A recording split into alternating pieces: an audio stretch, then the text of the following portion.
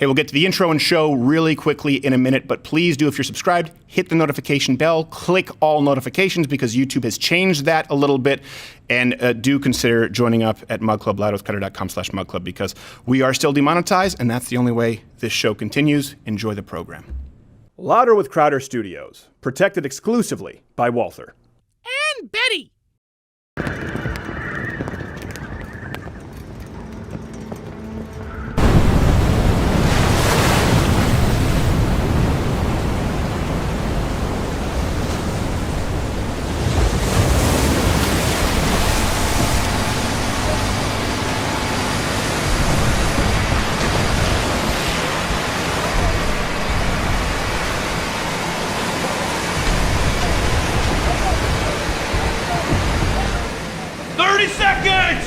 God be with you! All right, guys, this is it. 2020. Move fast and avoid getting those community guidelines striked. I want regular content from all of you. It's an election year, so use those algorithms. If you're not sure if your content's borderline, err on the side of caution. We don't need any more channels being banned. Keep your content clean, gentlemen. I'll see you on YouTube.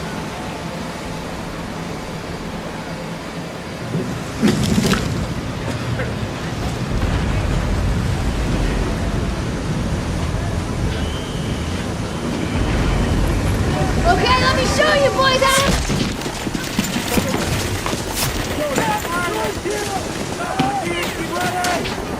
Go, go, go, go!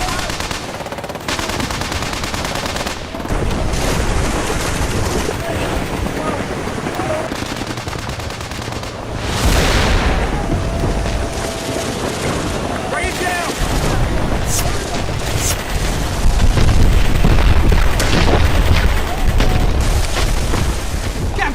They've got us surrounded. I don't know how much more we can Come take. on, don't think like that. I promise you, after this, I'll buy everyone here a round of beer. Okay, even Brendan. Thank you, sir. Was he got a salute? He was Got gonna a salute. That's not protocol. Corporal Black, tell me you have some good news for Afraid me. not, Captain. There's hardly anybody left. They took out Gavin. Trigger, you got ambushed. Vince Shapiro's gone, and it gets worse. How can it get any worse? It's just box videos, doll unboxings, and makeup tutorials with training. Corporal Black! Corporal Black! You Palo Alto bastard! Sure, we need to surrender. Oh, come on! We didn't come all this way just to give it up to some Silicon Valley sprite, right? What's your name, Private? Given, sir. He's not in our company, but he's still here. That's a good sign. It's an election year, damn it. We created Mug Club exactly for this instant, to guarantee a future-free internet for all content creators, free from the legacy media gatekeepers. That's why we're here. Don't forget that. I want you to look alive. Get out, move up, and use Maddie as cover. 3, 2...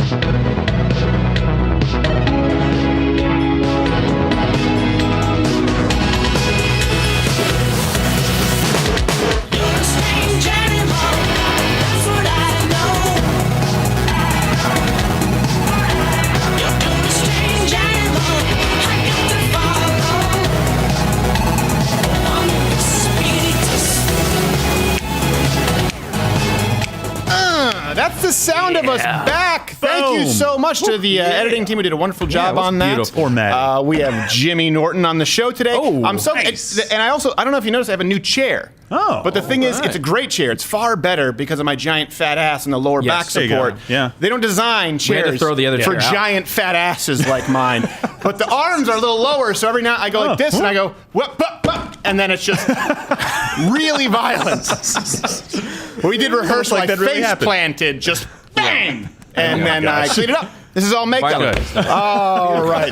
Back to normal. We have a Oh my lot to gosh. get to. Yeah. For those who are saying are going to catch up on everything that happened when you were gone, no. But some of it. So we are going to talk about Elizabeth Warren, since she's looking at the front runner, her top 5 or 4 biggest campaign lies. But we'll just title it 5. Yeah. because it's a better rounded number. So It looks good. Let me can lie, ask we you can lie. this before we move on. Regardless of what you think regarding her policy, or any of the policies, I guess, from the people who remain in the DNC field, who do you view as a more honest, genuine candidate? Bernie or Elizabeth Warren? Because the two have kind of been going at it. We have Quarter Black Garrett here. Who's here on sound. That's what's awful. up? What That's the hell is that? If a black guy liked Star Wars, which is, I mean, hey, you do what you know. I do what I Audio do. Wade is here. G. Morgan Jr., what's the one of the day? One of the day is Tenet the Pundit. Tenet the Pundit? Pundit, yes. Pundit. Almost. Tenet the Pundit? Tenet Tenet the Pundit. But it has an owl on it. It does. Doesn't make any sense at all. It's very good. I have It no idea. just shows you that wine snobs are affected. And my half-Asian lawyer, Hey, Bill everybody. Richmond, is here. Glad to be here. Are you glad to be here? I am so glad. I don't believe it for a second. about A lot to get to. News. Do you guys all have a good break? Yeah, Good fantastic. times. Anything special happen? You know, stuff. Man, I didn't have to see Gerald for a couple of weeks. That was nice. Nice. Yeah. I feel Star really- Wars sucked. Yeah, Oh, really? shut up. Well, I could have told you that. Jeez. I'm glad everyone came in prepped with some interesting anecdotes. Yeah, I watched a great movie. But first, Christmas happened. Constantine, Yeah. I hate you. First, before we move on, Julian Castro is actually set to endorse Elizabeth Warren. We go now. Ladies and gentlemen, please join me in welcoming Secretary Julian Castro. Where's the Now, I'm not sure if on YouTube we're allowed to say Mexican. It might be, Yeah, no, but if it's it's preceded by Mexican, I think we're okay. Yeah. I cannot It's a little believe that fine, didn't but get more I think it's coverage. okay. Yikes. That is hilarious. I'd say Oh, she's no. fired, but I think she worked for the Castro campaign. So, you know, yeah. she's She knew destitute. it was over. Come on. Destitute. Totally So fine. there's justice. Leading the news, of course, for those who haven't been following, Vince Vaughn was seen with Donald Trump at a college football national championship. How All dare he. kinds of controversy. The actor was seen chatting, laughing in a private box, even shook his hand. Wow. Now, most of you may have just seen the clip, but we've actually obtained some exclusive audio. And when you take it in context now, it looks like Mr. Vaughn actually had some pretty serious policy proposals. You know what? You should be drawn up on a crime for looking so good. Am I right? More cop suits. Let's get back to it. I love it. Thought he made some good points. He did make some valid points. And he stayed on message. That's He important. did. It's almost Very important. me thinks me smells a 2024 run. Perhaps a Vince Vaughn Shapiro ticket. Oh, I'd vote. Amazing. Yeah, I would Who would vote. talk faster? In a second. Well, I It'd be a think competition. clearly I should be at the top. Listen, I understand that you want to be at the top of the ticket, but I understand that that's okay to you, but it's not okay to me, but it's okay to you, but maybe it's not okay. Listen, I understand you have some great ideas, kid. Let's put that in the back pocket and go on down, make some bad decisions. Maybe they're good decisions, okay? Ouch, ouch, you're on my yarmulke. would.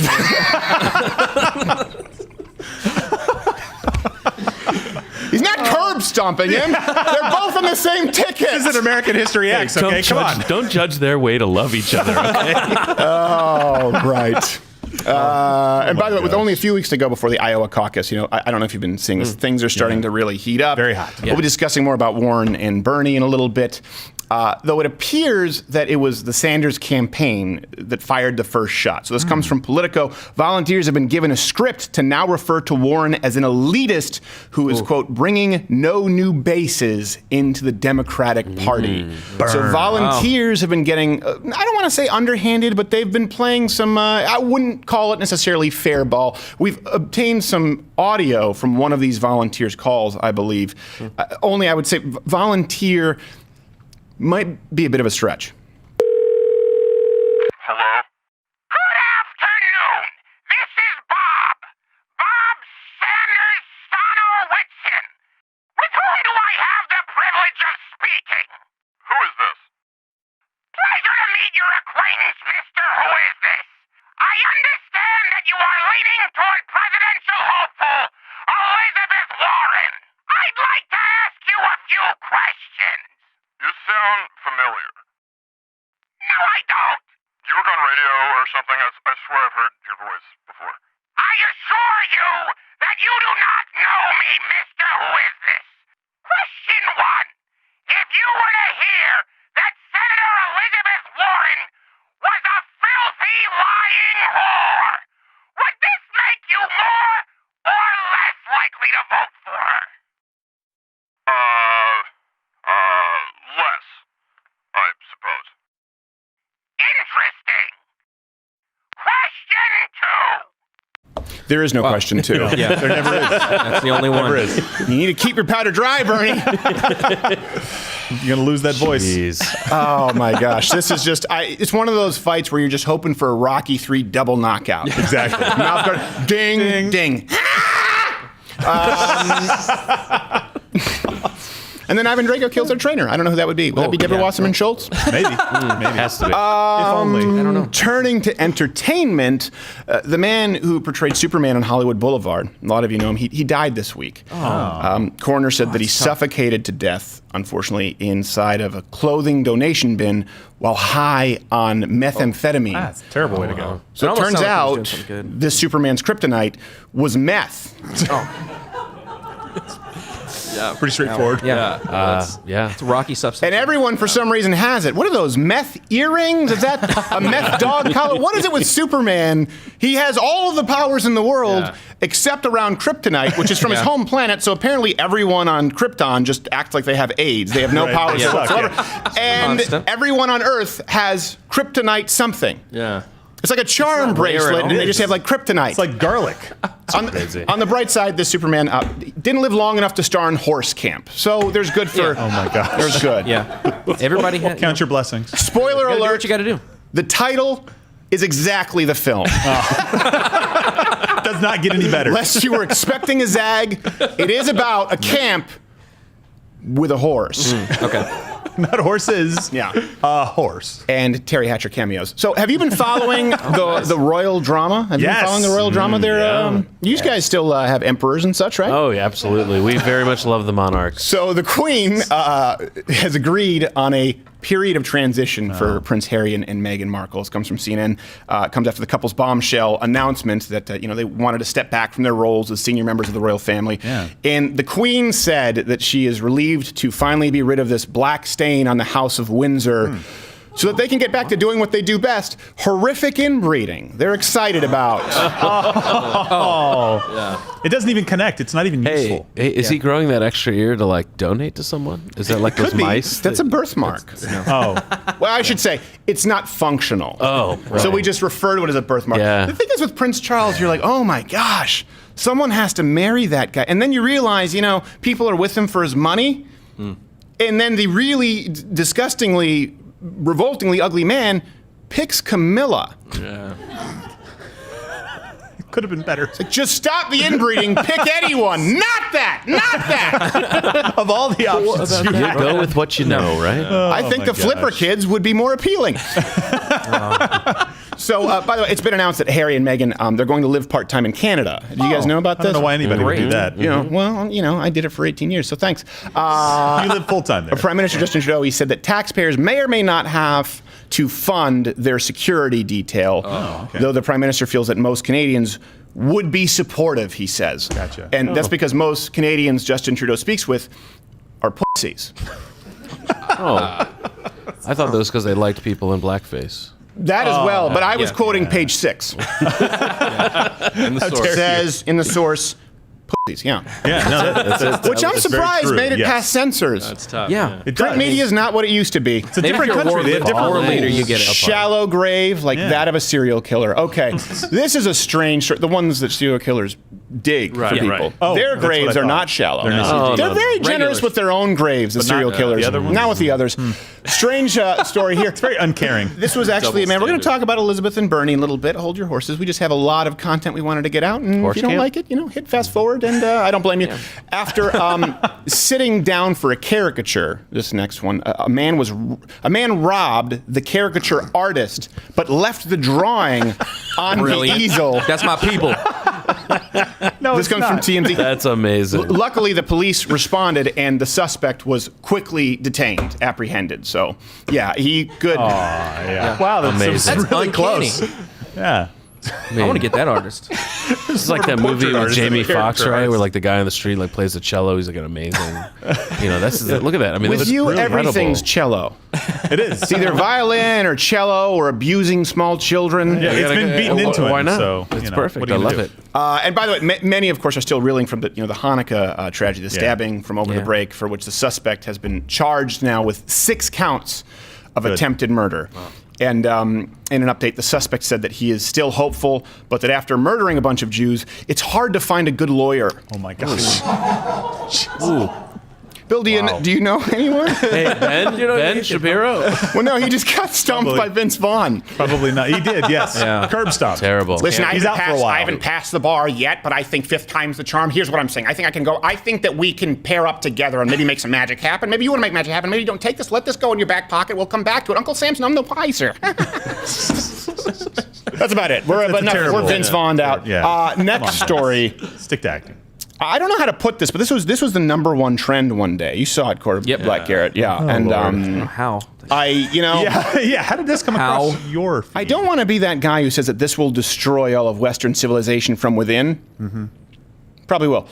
How to actress, I guess, Gwyneth Paltrow and Goop entrepreneur. And by the way, my wife, I got in the shower. That's Goop. You guys know that Gwyneth Paltrow, her brand is Goop. Mm-hmm. And I get into the shower and I see Goop body scrub. No. And I'm like, I paid $75 for shampoo with a little bit of baking soda in it. Oh my gosh. That's terrible. What a shame. All right. Take it back.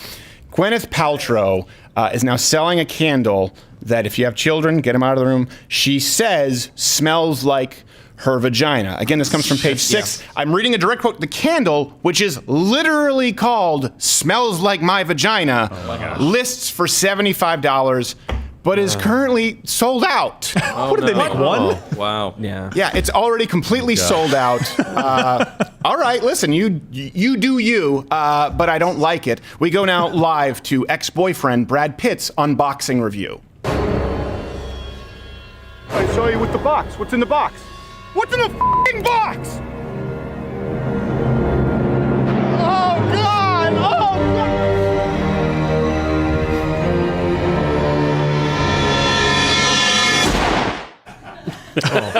God! Become it, Brad. Become Vagina Kindle. No.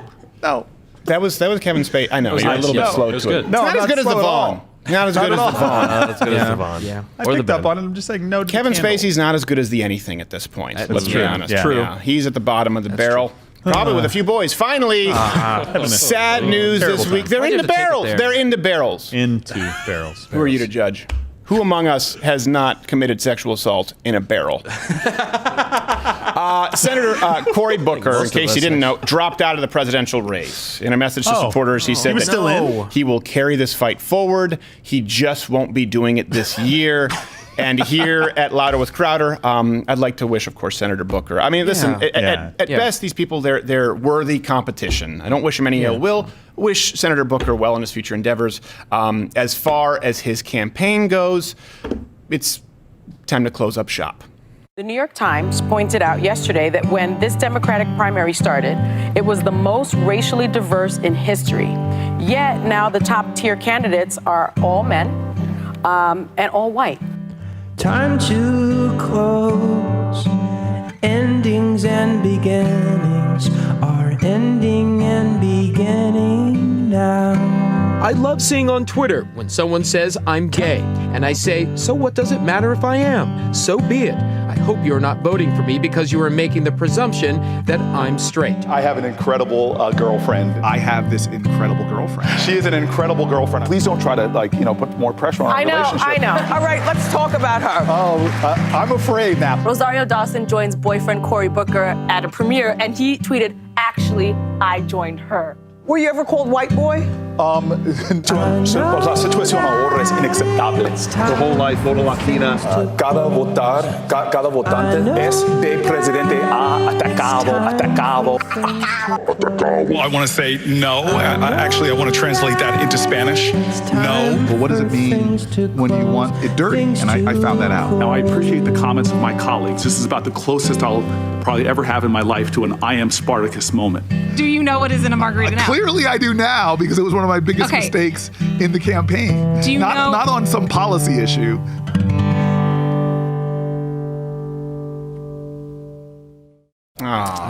Too bad. How do you say in Spanish if Lex Luthor f***ed the Hodge twins? Both of them. Oh, it's long. Yeah. That's it? It's long. A lot of vowels. A lot of vowels. Yeah. So many vowels. All to translate, right. So we're down to only 1,800 left, I believe, in the field. Gosh. Yeah. Count them slowly. Yeah, not going to be covering. We'll cover the debates once it's down to the top 3. And I do think we're going to be doing another Oscar stream this year. So tell us what costumes you want to see. Let's get to Elizabeth Warren's top 5 campaign lies. I think this is important. We've done it with some other candidates, especially since right now Elizabeth Warren is the front. Please be Elizabeth Warren. Please be Elizabeth Warren. I want to see the election between Donald Trump and Elizabeth Warren so badly. Yeah. Do you think she's the easiest out? Is that why? Or Of is it course. just going to be hilarious? Yes, I do. Okay. I think it's it's going to be so hilarious easy. too, though. You guys, I want to hear what all of you think. Comment below and let me know. The reason why is Donald Trump doesn't really apologize. No. Right? He doesn't walk it back. And he's already gone to Pocahontas. I know, that's what I'm saying. That's going to be hilarious. So I'm very curious as to where he takes it from there. Because his rule is he's always pressing forward. Right. Like, I assume the campaign is going to have some posters that include scalping. It's got to go further. It's going to get hilarious. Yeah, but I think he's just going to like walk up and give her a snuggie. Smallpox, right? You get it. So I don't know. I really don't. The material is going to be the best with Elizabeth Warren. I think it's going to be great. So, I really do. Okay. I really want to see him. Who do you guys think is the easiest for him to beat? Warren. Yeah? Yeah. Hands down. Thank Joe you. Biden. Joe Biden. Really? Easiest. Joe Biden too is much easy Obama connection, too much old. I think Democratic Joe news. Biden and Warren kind of have that Hillary They vibe, do. where they're seen Bernie's as the hardest elitist. out, but he's the easiest one on paper to beat. Yeah, but ideas suck. he'll be dead. So again, your question. I didn't say I don't take any joy in it. I know you don't. It's a somber because moment. that wouldn't be biblical. So we wouldn't do that. Moment of silence for Bernie. Okay. Covered our bases. That was nice. So it was nice. You never know. That was a good You sign. really never know. That was a nice moment. Okay. Let's give you some context here. Lie number 5, and this is a big one. The lie that Elizabeth Warren perpetuated out there, that Bernie, Senator Sanders, said that a woman couldn't win the presidency. For people out there who don't know, I think most of you do at this point, there was a story that went out, and I remember I was sort of not reading a ton of news Christmas through New Year's, and so I was coming back in. Right. I understand what it's like for you guys. It's tough to digest. It's like drinking from a fire hose. Yeah, it is. And so you read it, and sometimes you assume, well, why would someone lie about that? And then you realize, Chris Cuomo. You go, it makes sense now. You connect the dots, right? Yeah. So the story out there, and it was on CNN, that's where I originally read it, and it was covered everywhere, was that Bernie Sanders told Elizabeth Warren, or made a phone call and said that a woman couldn't win the presidency. There were no sources provided, by the way, no legitimate sources. Of course. It was denied outright by the Sanders campaign, okay? Yeah. So I want to be clear to set that context. Claim, no corroboration, no source, denied by the Sanders campaign. And then the CNN moderators pulled this move live with Bernie Sanders. You're saying that you never told Senator Warren that a woman could not win the election. That is correct. Senator Warren? Pretty clear. What did you think when Senator Sanders told you a woman could not win the election? I disagreed. I never thought I would wish that Bernie Sanders just had a back pocket full of anthrax. Just F it, I'm done. Taking you with me. Good luck picking a VP! You'll also get a package! It's next day shipping! Oh my gosh. That's How? That's the worst setup in the world. And I understand a lot of people out there who are kind of Bernie bros. Listen, I understand where you're coming from, where you feel like the deck is stacked against Bernie from the Democratic establishment. At first, I'm like, well, maybe you're a little conspiratorial. What? Oh, okay, no, yeah. Confirmed. Did you see him laugh too when we heard it? He's like, oh, son of a... Here we go again. All right. So, and this is important too. After the debate, Elizabeth Warren confronted Bernie, and this seems so staged because CNN recorded it, but they had the right camera angle and the mic still going, and then they aired this footage. I think you called me a liar on national TV. I think you called me a liar on national TV. Let's not do it right now. You want to have that discussion? We'll have that discussion. You called me. You told me. All right, let's not do it now. Listen. That's classy. Hats off to Bernie for that one, right? Is it just me? Let's give a round of applause around that one. It's the only one we will.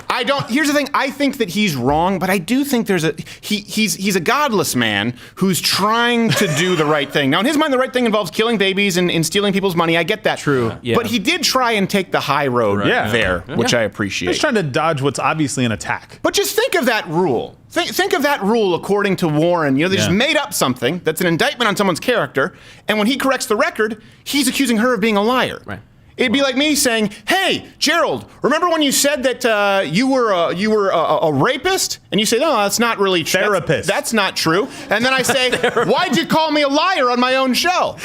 Right. Yeah. Exactly. Right. Gosh. Why did you get the moderator to ask me if it was true and then assume that it was true in the question? Right. You called me a liar. You called me a liar on national television. You mispronounced, bitch. And not all women. That's not an intrinsic characteristic. Specifically, just Pocahontas. So, and of course, again, he claims that he's never said that. I believe him, lest you think that I have no reason or context to believe that Bernie Sanders has a track record of saying that a woman could be president. The real issue is not whether you're black or white, whether you're a woman or a man. In my view, a woman could be elected president of the United States. The real issue is, whose side are you on? Again, I don't like Bernie Sanders, but I do appreciate truth. Can we say right there, I think a woman can become president? Yeah. And also, he looks like the scientist in a weird Nickelodeon show that should be for a kid. Like, it'll go through evaporation, precipitation, condensation, shit. Can I take another take? Precipitation, it rains. He needs to find a barber or be a mathematician, one of the two. That was young Bernie. I know. That was Bernie post makeup and hair. He should have done that a long time ago. He should have done that 40 years ago when he was 90. It's fine. Wow. Yes. I really would thought love it was to the see, same guy. If someone out there can do this, I will send you a free mug membership. If you can somehow make it look like Bernie was in the live action Cats. Well, yes. I want to see that. As the ball of yarn they're playing. This is not a binding contract. It's not a legally binding contract. Not at all. But you should still do it anyways, and we'll watch it. Yeah, we'll watch it. You get a T-shirt, I guess. It's not binding. And by the way, this is something else that really bothered me with Elizabeth Warren. After this, some people were coming out accusing Bernie Sanders of being as bad as the Me Too rapist crowd, the rapist defender crowd. Yeah, so a prolific and well-respected journalist, and I hate this because sometimes you'll get this even on CNN or shows like The Young Turks or like Trevor Noah, they'll be, people, and they bring up a tweet from some random person. Yeah, it's like, that's an egg with 2 followers, and it's just 2 other eggs. It wouldn't even be half of a half carton of eggs. So this journalist writes for Washington Post, New York Times, GQ, Gentleman's Quarterly for the uninitiated. Julia Loff, she tweeted, I want to make sure I get it correct, still thinking about the Warren-Bernie squabble, and I have a question to people who have accused Warren of lying. Isn't the lesson of #MeToo in the last few years that we believe women and don't call them liars? I thought the lesson, which by the way was ill-founded, was that we always believe women who make accusations of rape, and I don't believe that. But now you're saying we have to believe all women on everything? No, I think that was the lesson. Well, I think Julia's being intellectually honest about what the plan was. The plan has always been no rebuttals, no counter evidence, no trials, no questions, no investigation, no even raising the eyebrow. No, you can't do anything. It must be just accepted. And she's finally at least admitting that that's what it's all about. Yeah. And it didn't just stop it, right? Like the lesson was, don't just believe. We had too many cases of people saying, oh, that actually never even happened, and this was just a complete smear against somebody. Like, the lesson is, prove your allegations if you can, please. The lesson was verify, but now we've expanded that from rape culture, which isn't a real thing, to anything a woman says ever. Yeah. That is so disturbing. Yeah, and she writes this, by the way, for GQ, Gentleman's Quarterly. I am stunned to find out that your subscriptions are shrinking. Wow. That an angry feminist is writing for Hey, what's in this week's month's edition of GQ? Is it how to wear suits, how to pull off a skinny tie? No, wait. Men are pieces of shit, pieces of shit, pieces of shit, pieces of shit. And there's an ad for Armani cologne. That's about it. I need my quarterly ass kicking for being a man. I'll read this magazine. Gosh. GQ. That's what gentlemen want to read about all men being liars. Okay, so that's lie number 5. Let's look at Elizabeth Warren's track record on the truth, kind of outside of Bernie Sanders. Number 4. This one was a big one. A lot of people may have forgotten about this. She claimed that she was fired for being pregnant. Yeah, so My contract was renewed for the next year, and I was all set to go. But I was pregnant at the time. Wasn't showing yet. About 2 months later, when I was visibly pregnant, about 6 months along, the principal called me in and said that he wished me luck, but he'd be more comfortable having someone else in that job, and he was going to hire someone else for the job. And that was it. I lost my job. A component of that may be true in that I, too, would be comfortable hiring someone else, but it has nothing to do with the fact that you are with child. It's just you, I, too, would be more comfortable with anyone else, and it has nothing to do with your miracle of creating life. By the way, did you notice when you watched that, she didn't get the memo on how to lie. I'll get to why none of this is true. She was claiming that she was fired from a teaching job for being pregnant.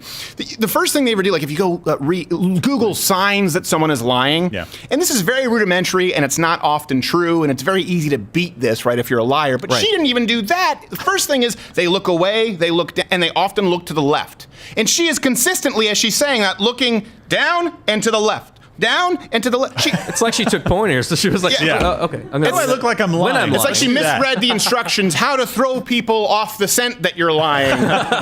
It was like when I was a kid and I got she's not even capable at lying. When I was a kid, I got a magic set. And I immediately thought, like, I know how to do magic now. And I'm like, hey, Dad, where's your card? And I would palm it, but he would see it in the back of my hand. Like, look, where's your card? What are you doing, the Star Trek sign? I don't know. What? I was so bad at palming it. That's Elizabeth Warren with lying. That was a long way around, but you understand it. School records. Contest. By the way, is there some kind of liability there, Half-Asian Bill, if someone says, I was fired for being pregnant, and there's proof that that's not the case? Well, I mean, it gets to a kind of a common claim such as defamation, right? You're saying this school district, this individual did something wrong. That thing, were doing their job wrong. You've accused them of something negative, but it's false. That's a basic defamation claim. Right. Yeah, there you go. If I was a principal, and if that person is still alive, sue. By the way, seems like she has don't listen to Gerald. He's not a lawyer. I'm sure that is binding. If you listen to Gerald, the next sound you hear will be the bars clanking. Yes. As you remain there. I'll join you in the cell, By the way, if you're thinking that there's nothing wrong with our sound, it is raining so hard right now that the roof is that. Do you hear that? I did. Well, I pointed. I'm like, hey, it's like one of those rain sticks that you would get at was it like Rainforest Cafe or you go to the science place right next to the snake that kind of acted like a real snake. Extremely overpriced. School records. Here's important. They show, by the way, that not only was her contract unanimously renewed, she was not fired. She resigned. That's different. Yeah, she resigned. That's what happened. Almost contradictory. I just want to make clear. I just want to let that ride because sometimes if you talk, people are like, wait, no. She wasn't fired. She resigned. Unless you think that these former employers are lying, it actually tends to match up with the unofficial testimony of, you guessed it. It was in a public school system, but I worked with the children with disabilities. And I did that for a year. And then that summer, I actually didn't have the education courses, so I was on an emergency certificate, it was called. And I went back to graduate school and took a couple of courses in education and said, I don't think this is going to work out for me. And I was pregnant with my first baby. So I had a baby and stayed home for a couple of years. First off, but she looks older back then. I know. It's incredible. Is it Benjamin Button week? What happened? It's terrible when you rebut yourself. I have no idea. Imagine being the person who has to. Anyway, I don't want to. I can't get into any. She's unattractive. So watch out the guidelines, man. I think I can say that because it's not a definitive claim. It's more opinionative. It is. Yes, right. Subject. I find you repulsive, but not everyone. Not everyone. Not inherently. We have some people in the studio here who, take what they can get.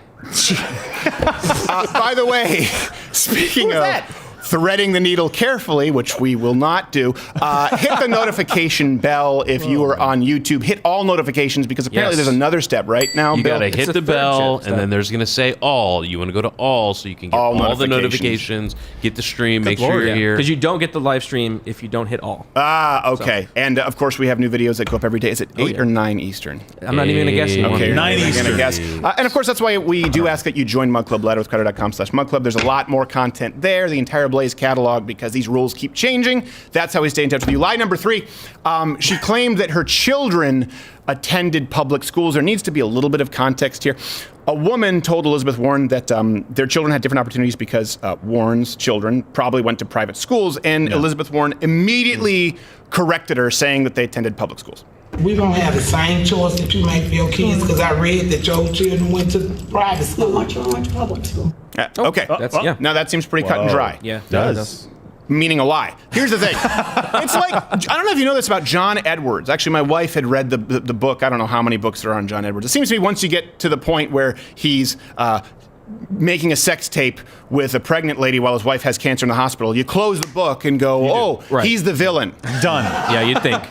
Spoiler alert. Big reveal. But he used to buy like Armani suits, like expensive Armani, Versace, Hugo Boss, Catone suits, and then he would take out the tag and sew in JCPenney's. Really? Yes. He would do that because he wanted to seem like he was of the people. This is what the Democrats do. It's like the fake rappers getting shot in the face stories to have street cred. They're just like you. Their kids went to public schools. Look, he shops at JCP. I don't think they call it that. A man of the people. But I don't understand this. Why is it bad if your kids went to a private school? Yeah. Right. Why is it bad to wear an Armani suit? At least President Trump kind of owns it. He's the one guy who's like, he goes out there and says, I'm really rich, and the middle class needs some help. That you can have both things. He couldn't deny it at this point, though. No, I don't think he denied it. Way too far past If that. anything, he embellished it. Yeah, sure. I will be the first trillionaire. And by will be mean am, okay? So her kids did go to public school for like a semester. I couldn't find out how long, but for the majority of their school careers, they went to private schools with tuitions ranging from $17,000 to $40,000 a year. Wow. Oh my gosh. Look, I call me crazy. I want somebody who maybe could do it in their own life to be able to go do it for the country. Like, I don't want somebody who's like, I am just like you. I couldn't make anything out of my life at all, but now I'm running for office and I'll do a better job when there's more money at stake. Right. You know, like, I don't, that's not my candidate. Guys, we've seen, look, AOC has really changed the world. I think we should it's a cautionary tale is what it is. Let the model see if it'll work out, just like communism. Do you think in 10 years from now, Elizabeth Warren is just going to be like a swaddled baby? Yes. Yeah. And therefore, be too young to be president. Call back to the reverse aging. Yeah, I'm sure her Unitarian church could use her in the nativity scene. Wait, do they do nativity scenes? Wait, she's ugly enough to have played all the roles: Mary, Joseph, the baby, the donkey. The whole thing. What am I going to play this year as I drink my beer? I don't know. You want Balthazar's available? Constantine. Yeah. Balthazar. All right, lie number 2. She claimed that she was too poor to afford college. Now, this is important because, again, it doesn't match up with her other claims. Very Joe Biden-esque with this. Elizabeth Warren claimed that college wasn't affordable in her day and that her parents couldn't afford a college application, let alone putting her through college. By the time I graduated from high school, my folks couldn't afford a college application, much less to send me off to 4 years at a university. So like a lot of Americans, I don't have a straight path story. She said I don't have a straight pants story? I don't know. Path story. I don't know what that is. I thought she was talking about boot cut. Is that straight cut back now, then? here's the truth. Her parents didn't put her through college because she went to George Washington University on a scholarship. So that little detail there. Then she dropped out. How did she get in without an application? have we sussed out that inconsistency in the story? Go ahead. I wouldn't. Well, this is conjecture, but she was forced to sell her body. Oh. Spread the word. But it was older then. I want you to know, this is a legitimate news organization. You heard it here first. Tell everybody and send this link. It'll end well for you. There's going to be someone out there like, I knew it. She was a prostitute. And actually, her pimp was I probably shouldn't say this on air, an interdimensional vampire, Keebler elf. Oh, man. I hate those. And he paid her nothing but Milano cookies. Which I don't want to get into the whole connection with Pepperidge Farm and Big Pepperidge and Big Keebler and Mr. Christie. He was beside Tower 7 with an Acme plunger. So she drops out we have Mr. Jones on the show. He's a nice guy. He's a friend of the show. Back. Okay, Friend of the show. Dropped out of college to get married. Ended up going to another public college for $50 a semester, which she herself tweeted out. I want to make sure I get this right, so I go to my non-prompter. Don't you love this iPad tech? I got my degree thanks to a quality public college where tuition was just $50 a semester. That kind of opportunity doesn't exist for students today. Again, I don't care that she got a scholarship. I don't care that she went to a community college. I think that's actually a good point, that $50 a semester, there's a way to make certain colleges affordable. But the problem is we have two contradicting narratives here. First, you have the one where she was a poor child. She was just a poor black child who couldn't afford college. Then you have the second, that it was so easy in her day to go to college because it was so cheap as opposed to today. And it depends on who she's talking to and what bill of goods she needs to sell, and that's what bothers me. Yeah, and how foolish would it be if you're so poor that your parents can't pay for the application fee and you are blessed with a scholarship that you then drop out and run away from that scholarship to just run off and get married? You can't get married and stay in school and try to make a better life for your kids? Right. You just took a huge risk. You're lucky it worked out, Pocahontas. I don't like that you said that. Sorry, Trump said it. We have to bleep him? Pocahontas. Yeah, Sorry. please. That whole last minute. Pocahontas. Pocahontas, I'm fine with. I draw the line at offensively puns. Look, it worked.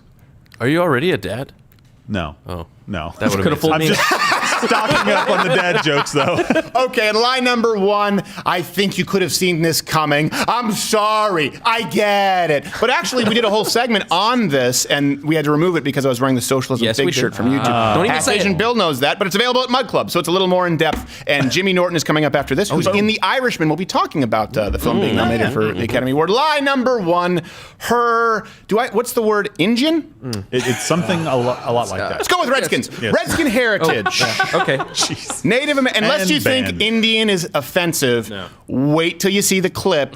And then I have a microfiber cloth for the egg on your face. She's repeatedly used the supposed street cred of being Native American as a talking point, and just as a refresher on the campaign trail.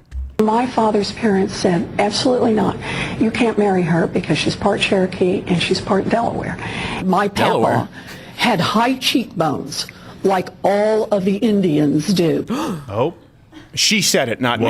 Oh. She also implied to have Only high we can say. cheekbones. Which I mean, they all have high cheekbones. Every one of them? All of them? All of them? And no one else. Apparently, no one in the entire universe. No one. None of the Scandinavian countries. And by the way, she didn't just dabble in like, oh, I'm part Native American. She wrote a cookbook about it.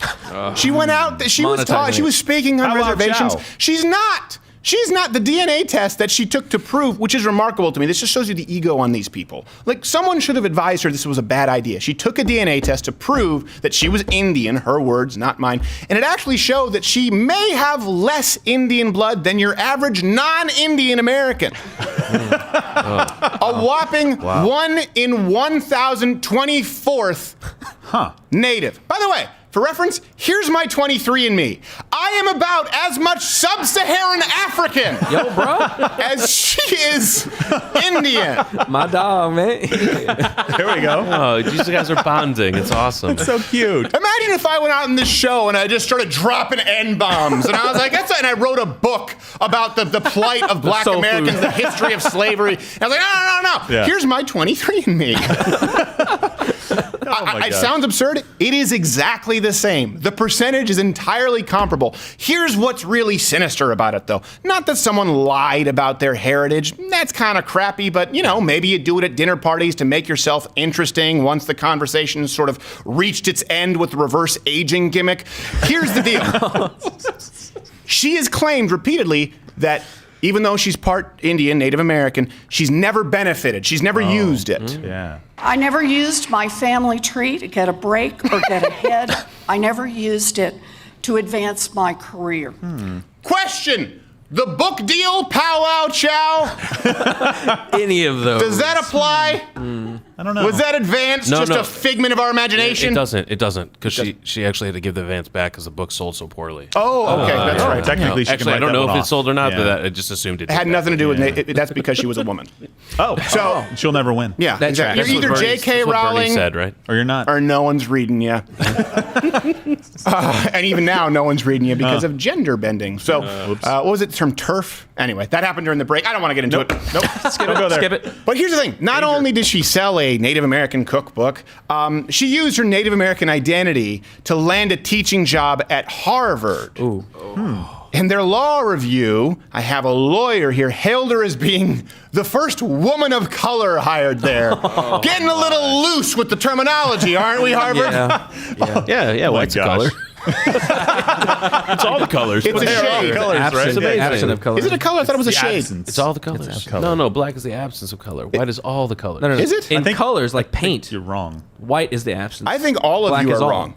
Yeah. I think you're better at lawyering. Thank you. I think none of you are good at the color palette. No, I'm partially colorblind, so I would Can we not get a listen. color wheel here just so I can understand? I feel like we Where do need we that point? for every single Democratic debate now. Imagine if we claimed that this show was the first online late night podcast show with a host of color. Because I'm just as much a person of color with my sub-Saharan African as Elizabeth Warren. Lest you doubt me, by the way, look at it. Look at it. Look at it. Look. It's absurd. That's why, again, I can't, on this chair, the lower back support is on my coccyx. And when I go down I go down on the armrest, I go, up, and I get...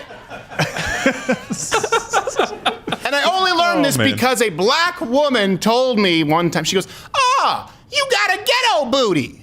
I said, what does that mean? It sounds like sexual harassment, but you've piqued my interest. I want to see where this technical goes. terminology, by the way. Technical terminology. I'm still with you here. Yeah, and she said, it's because, black people we call it a ghetto booty. And I said, well, I can't say that. And before I could even at all try, like white guilt my way out of it, she just went,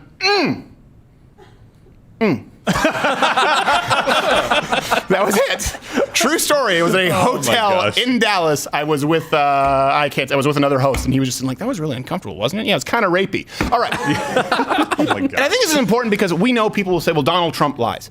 Granted, he does. Okay, no one is perfect. But the difference here is that, and this is just my opinion, and I want to hear what you think, Donald Trump exaggerates actions. Yeah. Right? Donald Trump, what he has a tendency to do, there's a difference between lying, like a sinister lie, and being a bit of a bullshit artist. Yeah. Right. And anyone who's ever worked in sales, I mean, you know that. You're selling a car, this is the best car on the lot, right? It's a stereotype for a reason. He will exaggerate, right, the length of his successes, and then he'll diminish maybe the depths of his failures, right? So Donald Trump, I get it. In other words, he might be worth $3 billion. Worth $7 billion. Okay, no, excuse me, $7 billion. Like, well, hold on a second. We have the Deutsche Bank. It says you're worth $3 billion. They are fake news. They're not a news outlet. It's just a Jewish accountant named Todd. And then he'll diminish. Like Donald Trump may have been a good athlete in school, but he goes, I was the best athlete in school. Okay, Rudy wishes he were me. And like Rudy wasn't even that good of an athlete because he wasn't me. That's what I'm saying. So he exaggerates actions and he'll diminish his failures. Maybe, hey, how many times have you filed bankruptcy? Never. Well, okay, I get it. Your business has filed bankruptcy, not you personally. So I think that is different. Sort of exaggerating or maybe embellishing actions versus Elizabeth Warren, who misrepresents who she is. She misrepresents who she is as a person. Make no mistake, we all laughed at Rachel Dolezal. Remember the fake black NAACP sideshow bob hair? We all laughed. It's no different. It's no different than Elizabeth Warren. And here's the thing. This is so important. When people out there, when you read, you look at Vox, you look at BuzzFeed, you look at Salon, you look at CNN, and they say, your race, your gender, it is your identity. It defines who you are. That's very different from saying, hey, here's my pocketbook to, hey, this is who I am. This is the makeup of my soul, and that is entirely a lie simply to pander for votes. That's more off-putting to me. More off-putting to me than saying, I could write a check for $1 billion, is someone lying about being Indian. I don't know. You comment, tell me. Jim Norton, right after this. Stay tuned. It's cold outside. Bimbo, bimbo. My name is Mr. Susan. You must choose, and now it is time for you to do the choosing. I am Mr. T. Give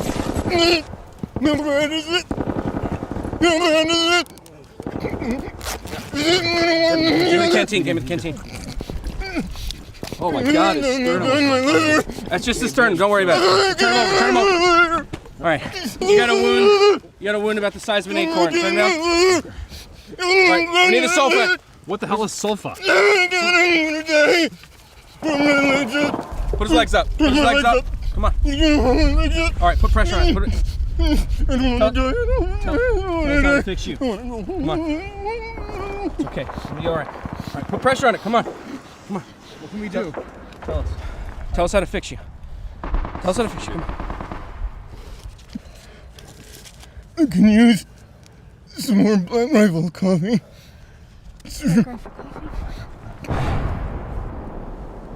Give it to him.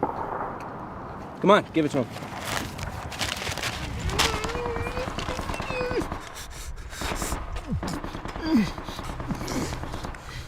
All right.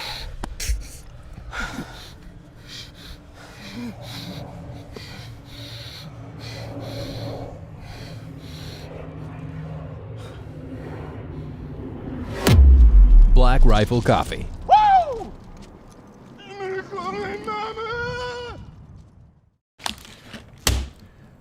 BlackRivalCoffee.com/Crowder. If you enter in the promo code Crowder, you get a discount code, 20% off your first order. Listen, great company, veteran owned. They give a portion of their profits to veteran org, but you guys don't care about that. It's better coffee.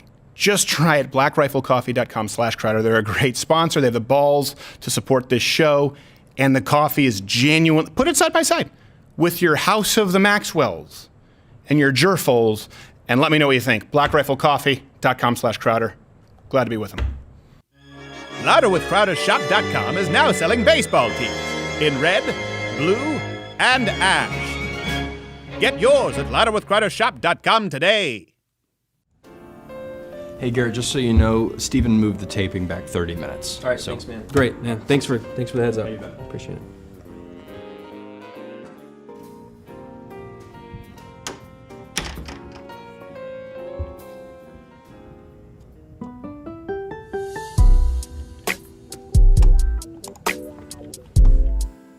Oh, that's that sparkle one. That's the one.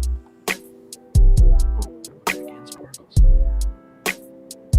Just love the animation. So good. Hey Garrett, we actually are gonna need you for.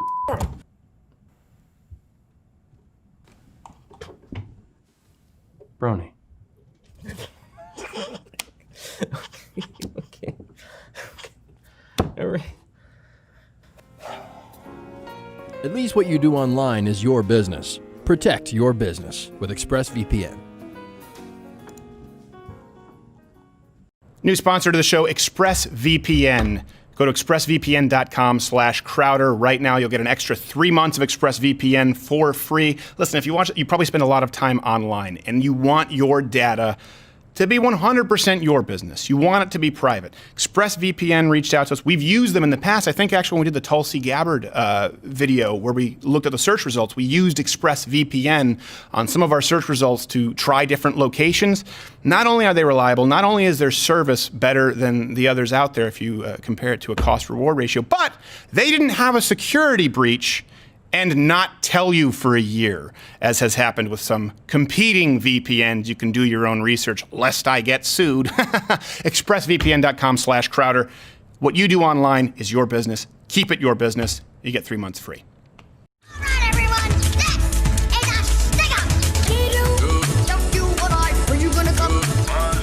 See, now I'm really self-conscious with the dancing because of our next guest. Right. And we were just talking about it during the commercial break. I remember one time he was talking about someone who shall remain nameless. But I know that our next guest, who, in case you hadn't guessed it, at Jim Norton, JimNorton.com, it is Jim Norton. It is Jim. It is one Jim Norton, where he said, oh, that guy's a dope. He said, f***ing cornball. And he said it, and I realized that he meant it. Like, I wished I hated anything as much as he hated this f***ing cornball. But it was bizarre to me to hear the term cornball and for it to represent such disdain. He's a co-host of UFC Unfiltered podcast. Degenerates is on Netflix. If you haven't seen it yet, he's in the recent Martin Scorsese, The Irishman film. Jim Norton, how are you, sir? I'm great, buddy. How are you doing? But what's with the cornball thing? Like, because you use that a lot. It's like the ultimate diss. Because for some reason it feels good coming out. Just to say cornball, it's like it's a couple of syllables and it feels right and it's got a hard sound at the beginning and it's really deconstructing. Like anyone who thinks they're hip, if you're just like, oh, you're a cornball, it's like, there's no rebounding from being a cornball. Yeah, I guess as a comedian, that sort of matters because you want to be hip in the nightclubs with the kids. And if someone says you're a cornball, you're like, well, okay, then I'm not going to be the next Dane Cook. Yeah, it just sucks. It sucks to be a cornball. That's true. And you had, plus you had a lot of black friends. I did growing up, yeah. And that, to me, black guys calling you corny was the harshest thing because you want to just be like a white guy who's accepted by black guys and thought of as cool or at least thought of as not corny. Right. Being corny was just, I don't know why, that was a humiliating insult in 1985. Right. But Joe Biden puts it on his resume. So, yeah, he's proud of it. Vice President and corny. So, we have a bunch to get to here. First off, let me ask you this. Did you ever think that you were going to be in the film nominated and arguably the favorite, or at least certainly up there for Best Picture for Academy Award? No, it's so funny, man. Like to be involved with that at all. The fact that I made the final, I didn't know I made the cut until the night before. I was at the Comedy Cellar and Ray Romano came in and he's like, "Hey, great job in the movie." And I'm like, because I was trying to get tickets to the premiere and I was like, they're not getting me tickets, so I'm not going to be able to go. So I'm not in the movie. I was spiraling mentally. And then Ray told me like, "No, you're in it and you did good." And then I got tickets and went and saw it. And I was happy with how it came out. Like watching myself is always a nightmare. Right. But seeing this, I'm like, you know what? They showed more of it than I thought they would. Like I didn't think they were going to show that much. Well, okay. Why is that though? Were you just didn't think that you? And for those who don't know, you play Don Rickles on stage. Because in the Joey Gallo was murdered that night, so that was actually a true to life. He went and saw Rickles at the Copa.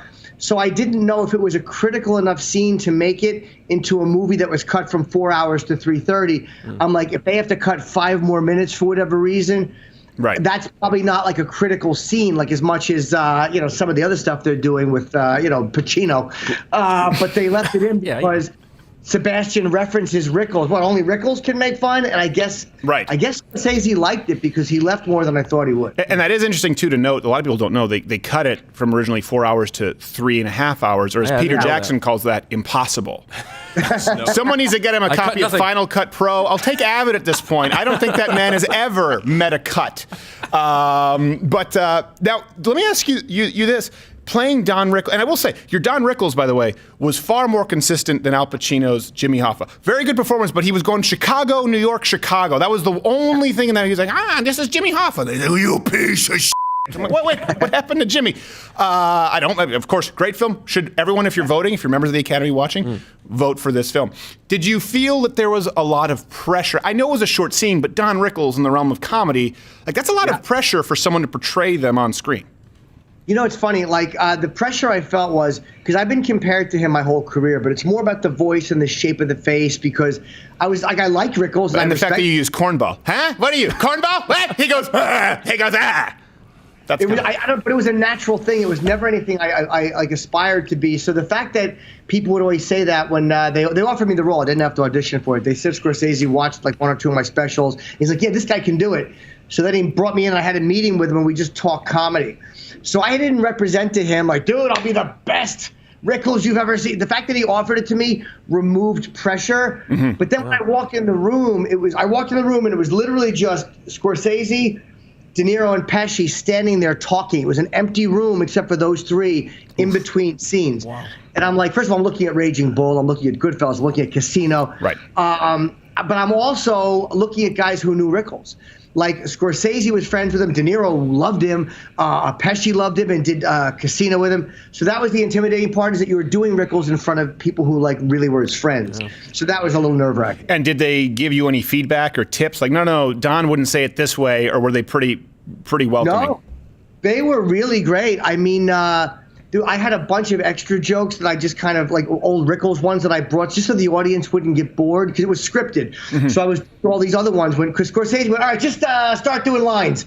And he just threw it to me. So I was lucky I had these Rickles lines prepared. So, what was your question? I don't remember what the question is, but that brings me to the next point, which is how much of this film, how much of it is improvised? Because there's a lot of sort of conjecture surrounding that with Martin Scorsese. And I do imagine, he reuses a lot of the same actors. I don't know who I was just talking about this. What did I just say? My phrase? Did I just have a stroke? Anyway, yeah. I was discussing this with someone saying, Quentin Tarantino doesn't really use the same actors a whole lot, except for like Kurt Russell. Madsen. And a couple of those. Scorsese kind of has his regular crew. And I will say this, if you see like Robert De Niro, Al Pacino, brilliant actors, but if you watch them in interviews, they seem sometimes, like a lot of actors, a little uncomfortable in their skin. They're not necessarily the quickest to the punch. In an interview, they're a little more introspective. So I've always wondered how much of it is really sticking to the script versus giving you some room to play with it. It's funny. I think that for them, the script, I think they probably respect his, whoever wrote the script, but they respect it enough to stick with the script. Right. But I've done a couple of small things, like De Niro opened my special, where he introduces me, and I wrote that, and I actually directed him in that, where he goes, all right, what do you just tell me what you want me to do? And me and him sat down, his assistants cleared the room, and they're like, Jim and Bob will talk. And I'm like, yeah, I guess we will. But I kind of told him that I liked it. But watching him, like, he's just he kind of meanders through it a little bit, but like you're not sure where he's going to go. And then when the camera's on, you're like, oh, that's right. It's De Niro. Right. And you see when he clicks in and he's doing it for real, like where it's natural, you're like, this guy is just a master at what he does. And that to me is, so they stick to the script, but I think he works through it a little bit. He'll go take after take until he kind of has what he wants. I've watched him do that. But he's very comfortable making a mistake. He's very comfortable screwing up a line. So that's why he's so comfortable in doing what he's doing. Like, it was interesting to watch him mess up a line in a movie called The Comedian. He was messing up a line, right? But he didn't care. He was just like, all right, I'll redo it. Like, very casual and comfortable. Yeah. It was amazing to watch a guy that good at what he does. Yeah. The only thing is just don't ask him to go higher energy if he's at his peak. Have you ever seen that outtake where he's doing a commercial for like a PSA? Oh, no. And he says something like, so please give generously to whatever the organization is. And you just hear off camera, yeah, okay, just a little higher energy. No, excuse me. That was high energy. I'm not selling cars. Excuse me. That was high energy. And they're just like, did he really say that? Yeah. And they just go, okay. They go, okay. Okay, Mr. De Niro. Yeah, they just stop. Okay. Like, okay. And then if you see the actual commercial, that's the take they used. Which was... sorry to interrupt you. He has a great instinct because he was spanking me. There was in the opening of my special, he spanks me. I didn't tell him until the day we shot. And then when I'm over his lap, like I laid on his lap and he bare bottom spanked me. And then he goes, let's do one standing.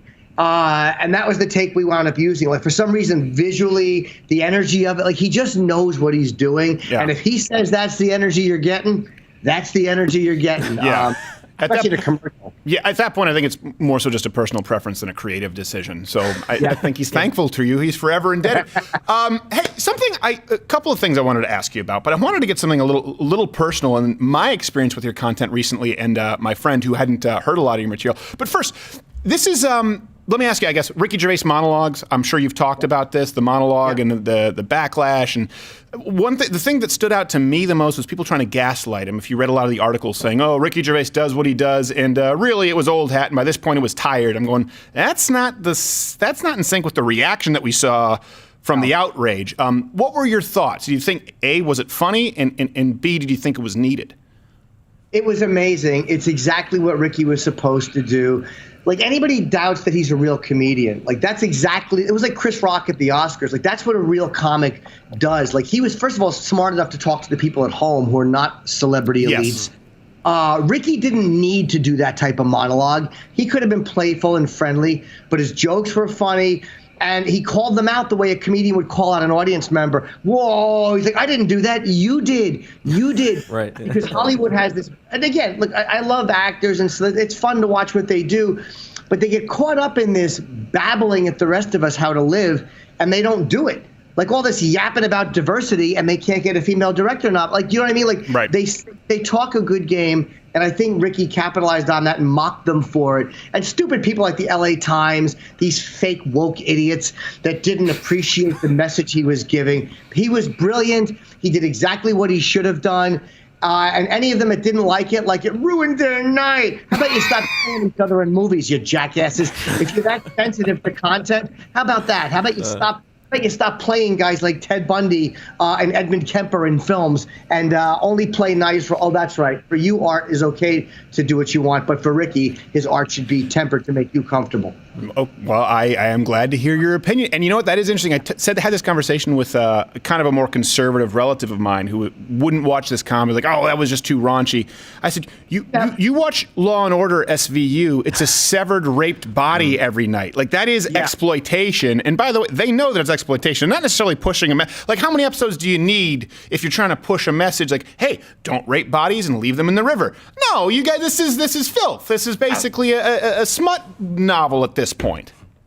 And it is funny with comedy how there is always this whole like, hey, look, that should not be joked. But it's almost like, and I hate to say as artist, but as somebody who performs for a living, you use what's in the world. You know, how come actors can use what's in the world? Authors can use what's in the world. They never get accused of punching down. They never get accused of approach.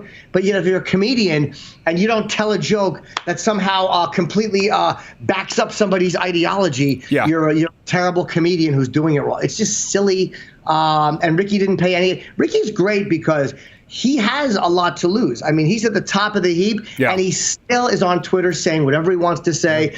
He still does a monologue exactly the way he should do a monologue. I love him, man. He's one of my favorite people. That being said, I will acknowledge that I'm somewhat hypocritical and that I think your primary function, obviously, as a comedian or as an actor, is to entertain. And I do think at the end of that, he was off book, and some of those things weren't necessarily punchlines. It was just, you know what? Because you reacted this way, I'm going to dig the knife in a little bit and get off stage. But I appreciated it because I felt like it was appropriate. Because the only people who were having fun at that, it seemed like, was it Ray Romano and Adam Driver were the only ones who were genuinely enjoying it. Wouldn't you, if you're an actor and your name pops up, if you know that your name is going to leave Ricky Gervais's lips, if you hate it, still just kind of, oh, that's good, and then call your agent and have him never work again?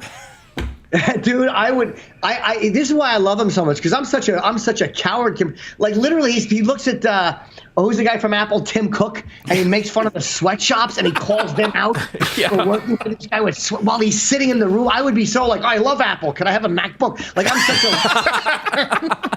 But I admired his ability to do it right to their faces. So he probably did turn the night, but that Weinstein joke was great. And then instead of like, they did what some other dumb audience would do. They were like, oh, I said, what are you groaning at? It's a good joke.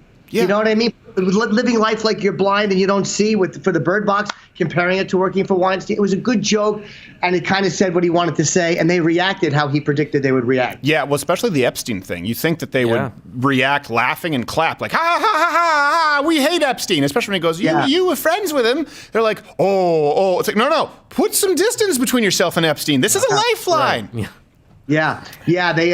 The Prince Andrew one when he said to, hey mate, she's a little young, about DiCaprio's girlfriend. Yeah, it was just funny, man. Yeah, I really enjoyed it, and we'll go to a web extended here, but I really liked Dave Chappelle's Mark Twain Prize acceptance speech too, because he wasn't preaching at all, but he did get up and sort of talk about the importance of comedy, and it really was apolitical and saying every single point of view is represented in comedy.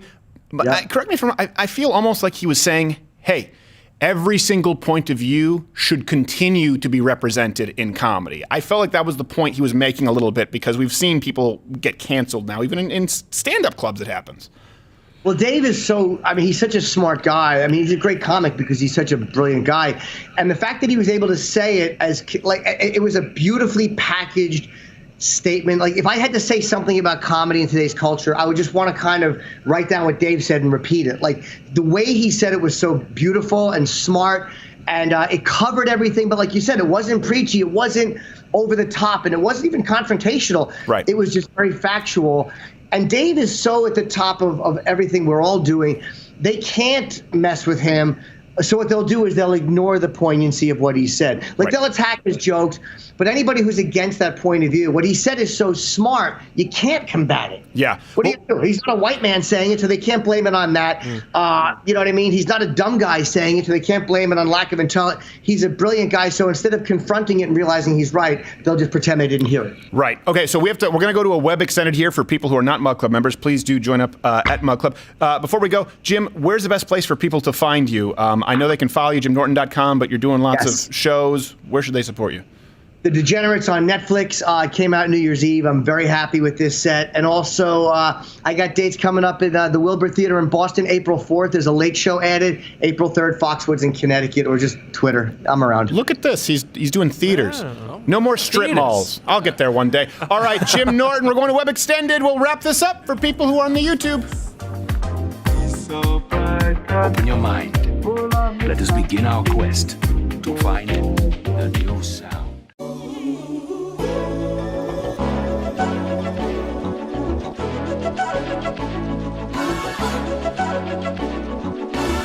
It's all fair.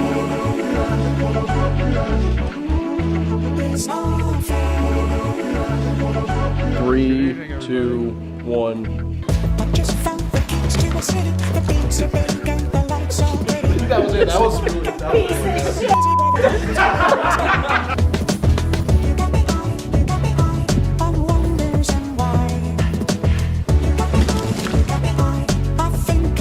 That way too much?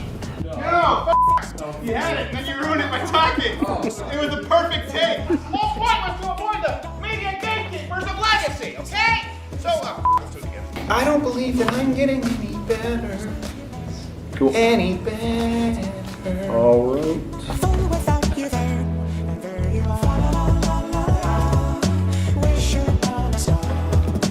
We all have someone back home. I've got my wife, and Wade's got his wife, and Brendan has a sister, and that's kind of weird, but listen, he's from Arkansas. Brandon, I don't know what you do with your sister. Maybe it's a on-again, off-again definition of his, but the point is, this guy has it worse than anyone else, because he's going to be out here fighting and then go back just to be chased down with some German shepherds and a firehouse and a pizza parlor. Sorry. Just found the keys to a city. The beats are big and the lights are pretty. So why can't we get to the busy where the dreams are in the sky?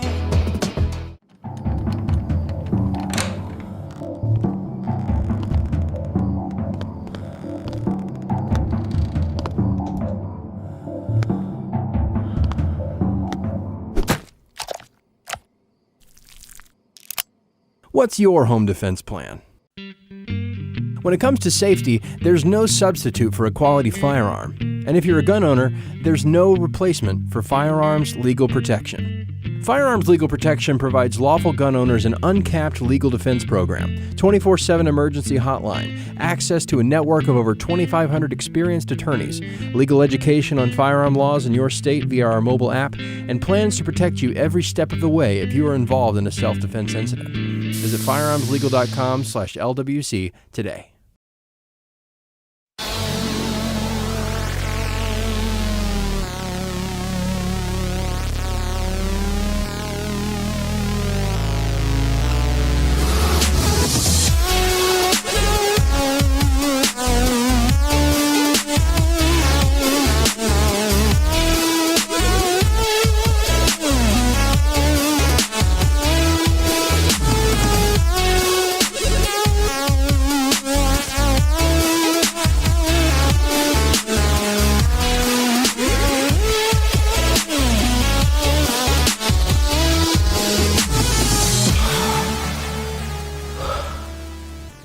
There was a drowning dance where I was tentative, I was nervous, I was apprehensive, and insert other synonym here, of jumping into the water because of my 1% sub-Saharan African. Yeah, it does work against you. And then I gained confidence, but I forgot that I was too far from the surface and I died.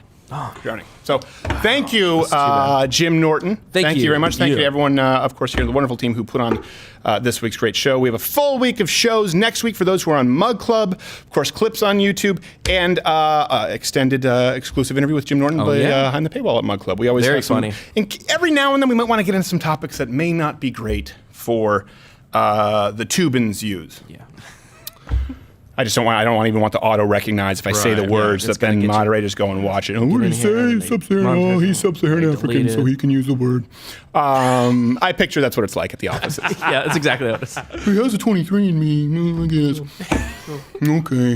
All right, so this is my kind of first close of the week. Here's one thing I wanted to talk about a little bit, and you may not like it, okay? But one thing I think, we look at the depression epidemic in the country, and people consider it an epidemic, right? The mental health issues in this country. It is a little bizarre when you think, and I was wondering about this. I was talking with a relative over Christmas break, and that's what sort of forced me to ponder, if I may use the phrase, or you can kick my ass for using it. I know only douches use the word ponder and lovely. I've never heard someone use the term lovely unless they were trying to lie about something. Well, this fruitcake is lovely. I get it. But it did force me to think about this a little bit. You know, we have what we refer to as a depression, as a mental health, as a hopelessness epidemic in this country with young people. And I'm not talking about people who have clinical depression or a chemical imbalance, and I don't want to get into that. That's kind of a number of people that it's been relatively stable. But people, when polled, young people who have a feeling of hopelessness and believe that their opportunities will be fewer than their parents. This is the first generation to feel that way. And it's bizarre that they feel that way when we live in the most marvelous time throughout all of humanity. We have more tools and resources at our disposal, and people are depressed, or they're looking at the world as bleak. And this comes from a simple concept. And I'm not saying anything new necessarily. I'm sure Jordan Peterson has talked about this, and people like Jocko Willink who've been on the show. I'm sure I've talked about this at some point. All satisfaction, all accomplishment, all pleasure comes from pain. And so I don't think we have a problem in this country of people who are in too much pain. I think we have a problem right now, not in this country, but across the globe, of people who don't experience enough pain. And that's why they don't experience the elation. It's why they don't experience the bliss of overcoming pain. Let me explain it to you a little bit. Let me give you a little bit of context. Let's say you're hungry, okay? You're hungry, and when you eat, I bring you a steak dinner. I don't know. I bring you a bunch of Singapore rice noodles. Take your pick. It's satisfying. The pleasure comes from the fulfillment of a required need, right? The pain of being hungry, the discomfort of being hungry leads to the pleasure, the satisfaction of now being full. Now, let me ask you this.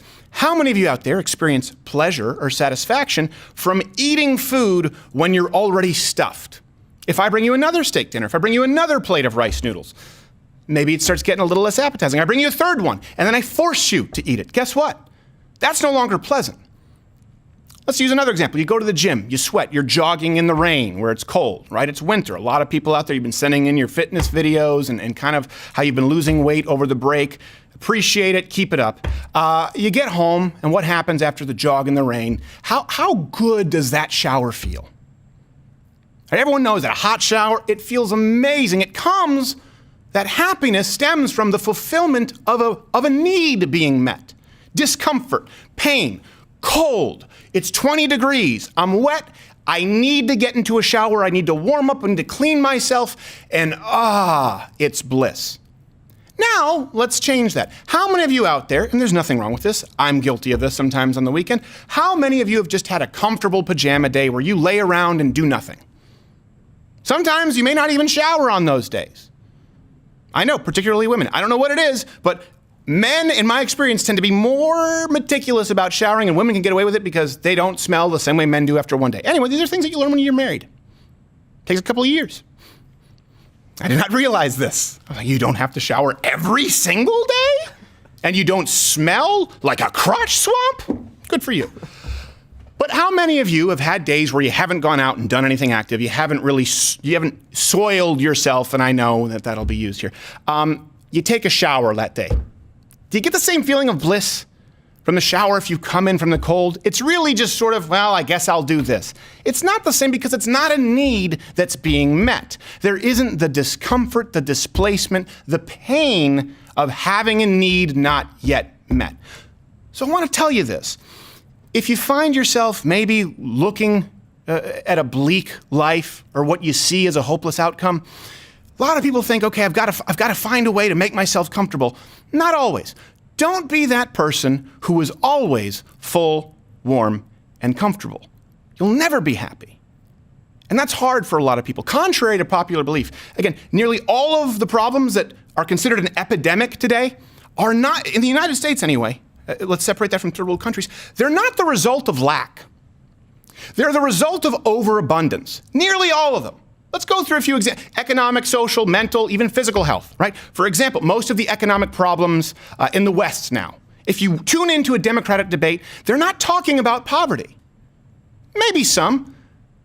But the most prominent theme that we hear is about the income gap, is about the chasm, because poverty in the Western world is lower than ever.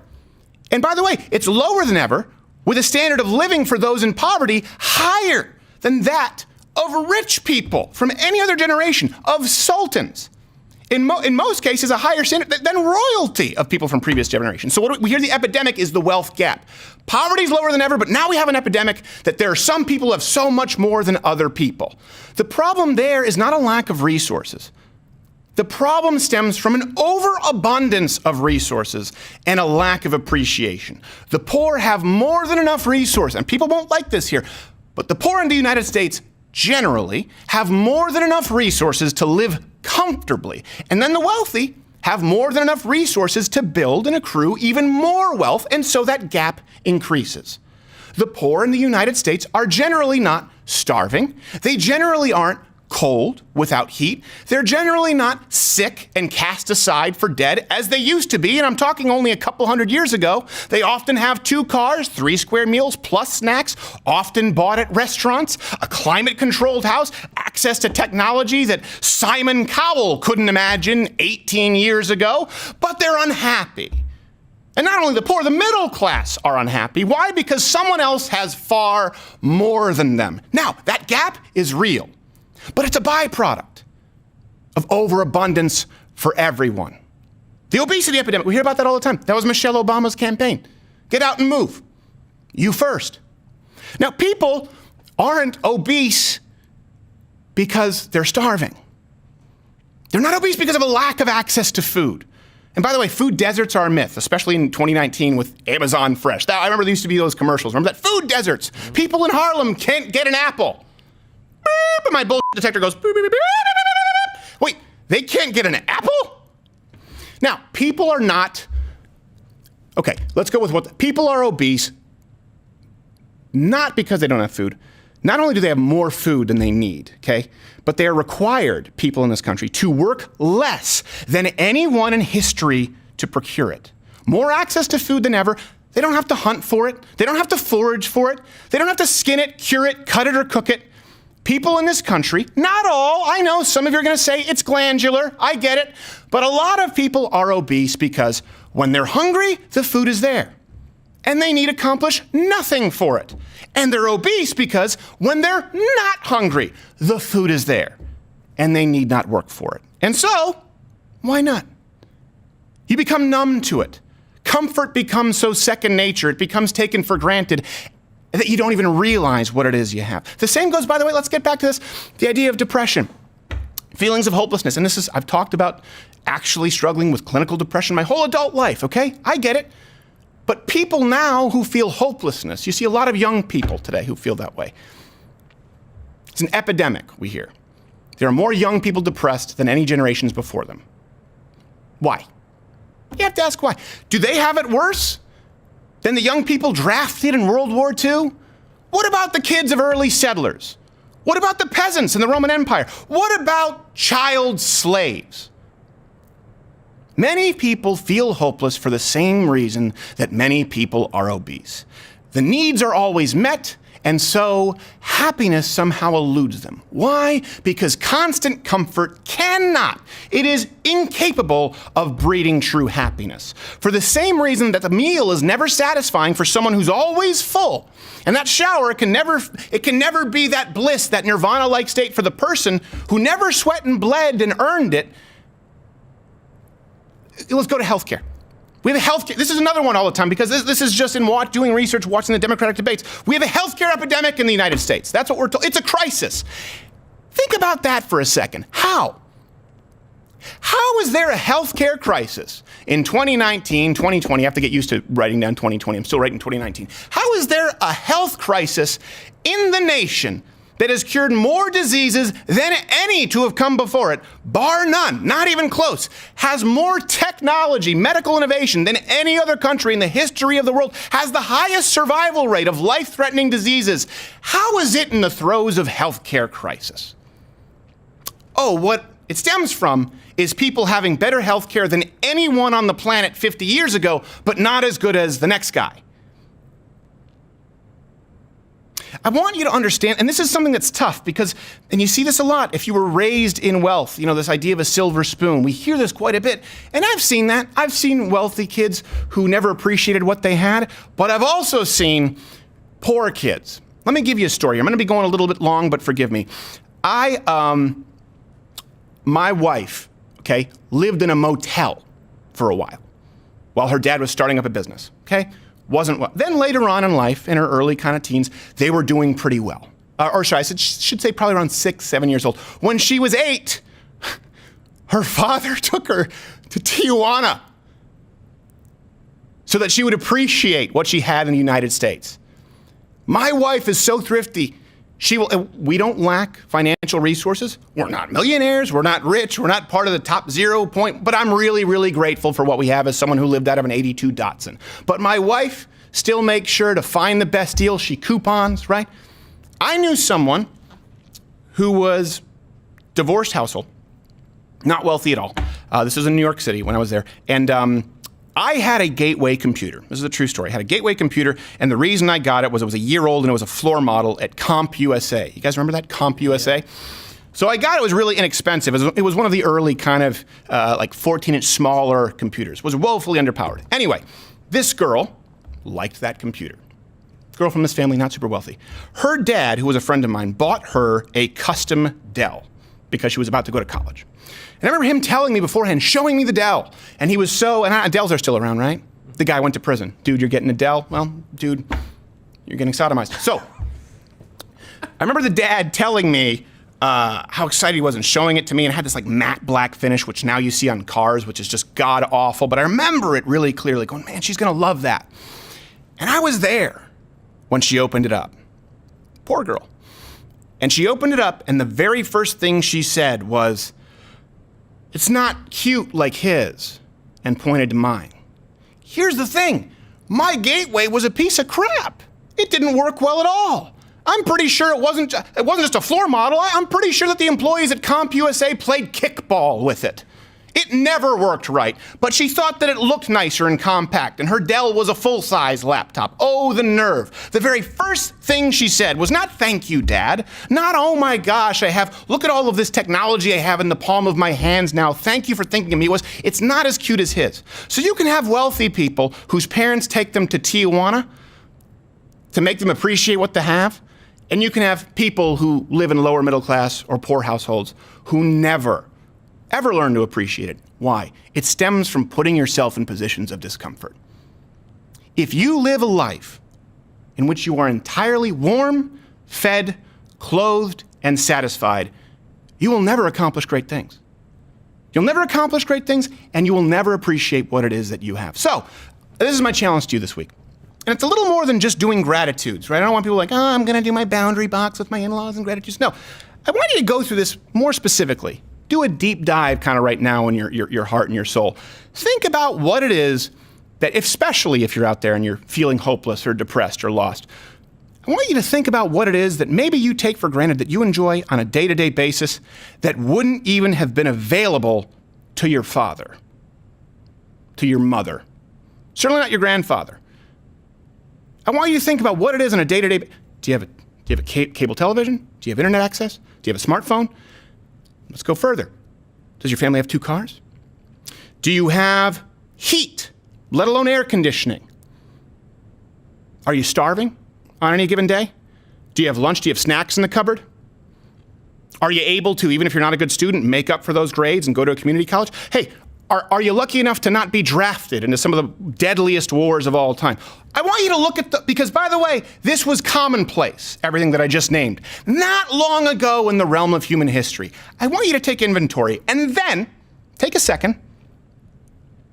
I want you to find a way to make yourself as uncomfortable as humanly possible on a day-to-day basis. That's why I've talked about this for particularly men. Listen, I'm a Christian. Find Christ, find a good wife, have a good family. That's most important. Number 2 on that list is weightlifting or some kind of a sport that's tough on your body. Why? Because you need to feel discomfort on a day-to-day basis so you can taste victory. So I want you to find ways to make sure that you don't go through the next week or the next month or 2020 taking it for granted because you're really nothing more than a fat cat on a pillow with someone feeding them grapes. And by the way, hey, there's another one. Can you buy grapes? That wasn't doable if you were on the East Coast 100 years ago. Your grandfather was lucky if he got an orange in his stocking. And if his dad was a real dick, he got coal. So I want you to take inventory and let me know. How are you going to make yourself uncomfortable so that you can actually find true happiness? Sounds simple. Trust me, it's a way to live. See you next week.